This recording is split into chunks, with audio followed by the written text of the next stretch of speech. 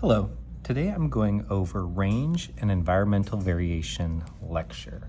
So what we're talking about here is where do you find certain species living and what about the environment is allowing them to live in those places and maybe not others. So start off, we see some Siberian spruce trees here, which are pretty far north. So Siberian spruce trees live in a place with very cold winters and warm summers.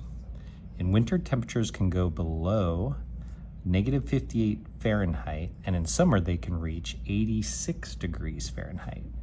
Since the trees cannot move, they have to survive these big temperature changes where the difference can be as much as 144 degrees Fahrenheit.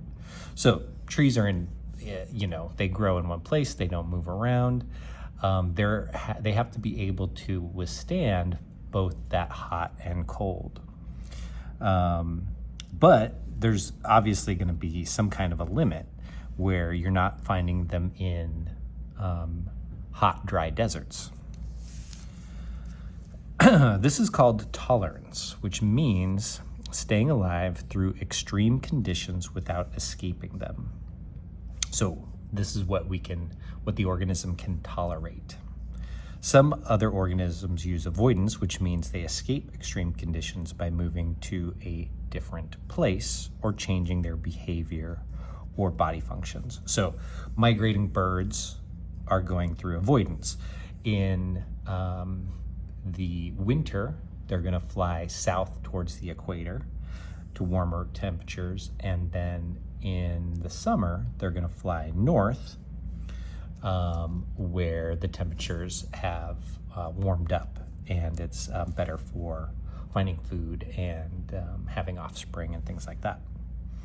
Tolerance and avoidance are two main ways living things deal with harsh environmental changes.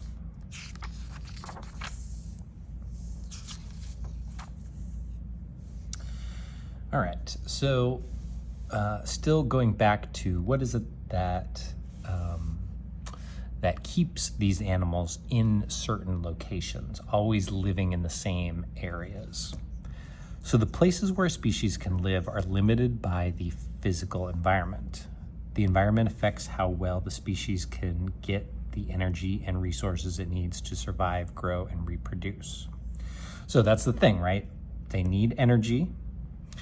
Usually we think of that from eating, right? But one way or the other, every living thing is going to need energy. And then it's going to need things like protection from the elements in some cases. It's going to need to be able to reproduce. It has to grow big enough for whatever its normal size is.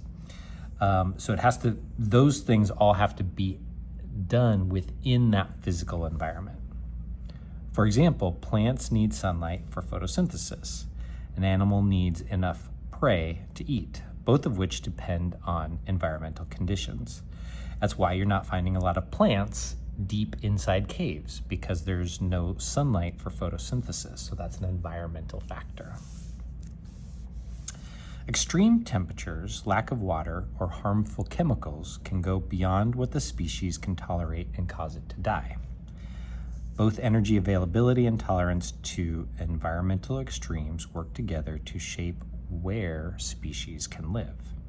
So like I said before, we don't find those Siberian spruce trees in a desert like this one here, because it doesn't provide the necessary things or doesn't allow for the necessary things that the spruce trees need to survive.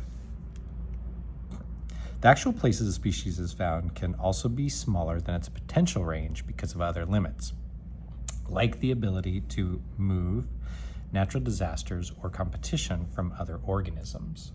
So what they're saying here is maybe they can survive in this big, large space, but because of other factors, they only live in a small area of that larger space.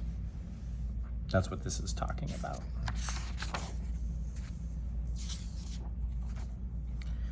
When organisms experience environmental change, like going to high elevations, their bodies can get stressed because physiological processes don't work as well.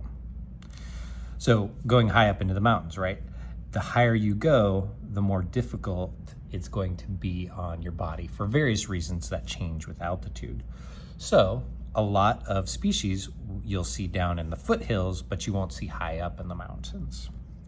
This stress can lower their chances of survival, growth, and reproduction.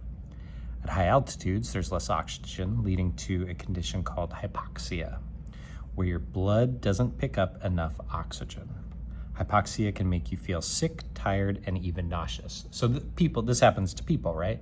You go up higher and higher in altitude, and very rapidly you can get altitude sickness, which has to do with not having enough oxygen in the air up there, and it causes all kinds of problems. But in some cases, there's things that you can do to get used to those conditions. To cope, many organisms can acclimatize, which means they adjust their bodies or behavior to lessen the stress. This is a temporary and reversible change. You see this runner up here that is running at high altitudes because it's hard on the body, because it's limited oxygen. Your body changes and adjusts to deal with those conditions, which then for runners makes it easier for them to run at lower altitudes. So very common to train at high altitudes for endurance sports. For example, if you stay at a high elevation for several weeks, your body will acclimatize by breathing faster and making more red blood cells to better carry oxygen. Okay, that's it for now. If you have any questions, let me know. Thank you very much.